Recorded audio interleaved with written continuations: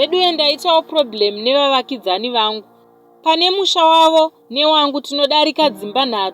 Zvino nyaya iripo ndeyekuti 2017 ndakasiyira shamwari yangu yandakadzidza nayo zvipfuyo zvangu kuti achengete ndichimubhadhara every month, asi ndakazodzokera ndikawana mbudzi 7 dzatengeswa asi mombe dzaive dzakakwana. Zvino ndakamuti handichakwanisi kushandidzana newe, handikusungise, takakura tose plus tinogara musame line.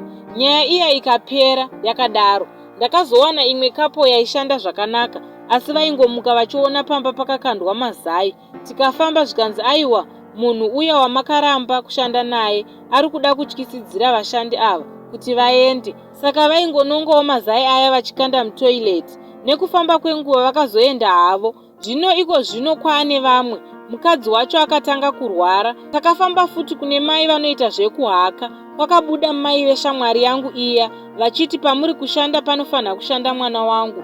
Ibvaipo, takurai zvinhu zvenyu muende. Manje ini mwana wavo handidi kumudzosa nekuti anoswera kuwawa. Haashandi, also akambotengesa mbudzi 7 dzangu. Ende iko zvino zvipfuyo zvawanda. Maybe ndo zvavari kuda kudzokera kuzotengesa. Ndashaya kuti ndodini hama dzangu. Ndibatsireiwo veduwe.